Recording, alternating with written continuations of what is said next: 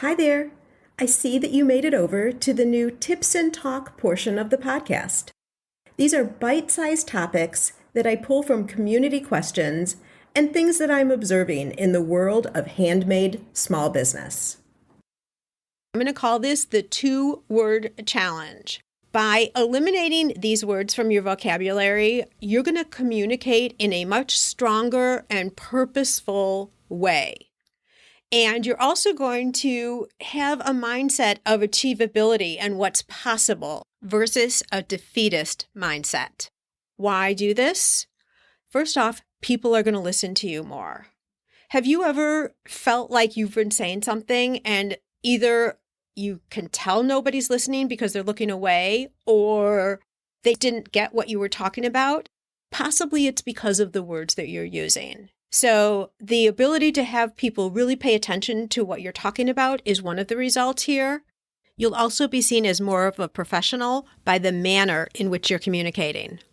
And the really cool thing about eliminating these 2 words too is that as you communicate out in the way that I'm going to share with you, you also feel it internally. So even though you're giving out a stronger presence, you're also giving back to yourself heightened confidence. Let's dive in right now to the first word. The word I want you to remove from your vocabulary is just.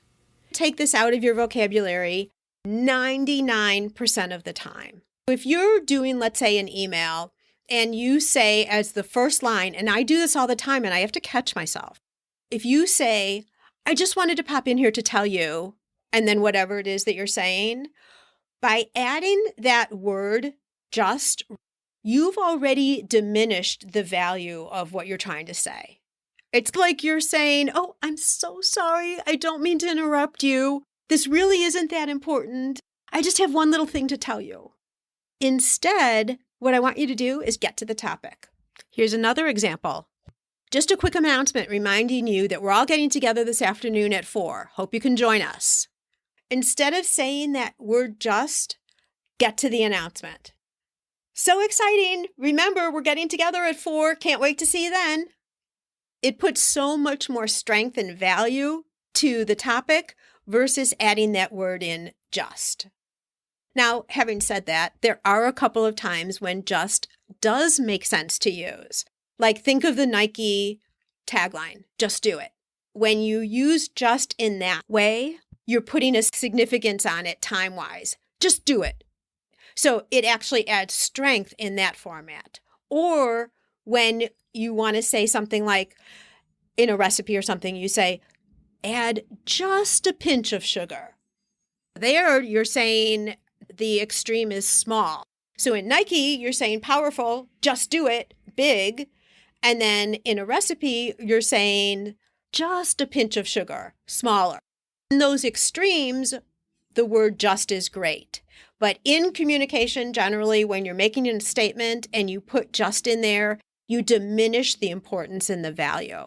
By eliminating this word, you are creating more powerful, stronger, and personable communication. The second word, ready for it? The second word I want you to eliminate is the word can't. See, the problem with the word can't automatically sets up in your mind a failure. You're unconsciously positioning yourself that you're not going to be able to achieve something. And I honestly hear this all the time from people, and I don't think they really recognize what they're doing. And again, I'm going to say I've done this to myself too. I'm not just saying it because I'm so good at it. I'm saying it because I'm recognizing it, and I catch myself doing it too. Here's an example. I can't understand all the tech stuff. People will say, tech messes me up, or I can't get that, or, all these excuses with the word can't. Instead, think about saying, I'll find a way to manage, and whatever that technical problem is. Because let's face it, in this day and age, there are always ways to figure things out. There's Google. You can hire somebody real quick on a website like Fiverr for just a few dollars to fix something that you need fixed. You could talk to someone in your local chamber who has the expertise. Yeah, you might pay them a couple of dollars, but you can turn those can'ts to cans. Another example of can't could be, can't build a website because I don't have the money. So you're already making an assumption that you can't do something versus, I know I need a website and I'll research what my options are to make this happen. See how much more opportunistic that sounds than automatically saying you can't? I think lots of times we add the word can't into our vocabulary because we don't know what those options are out there.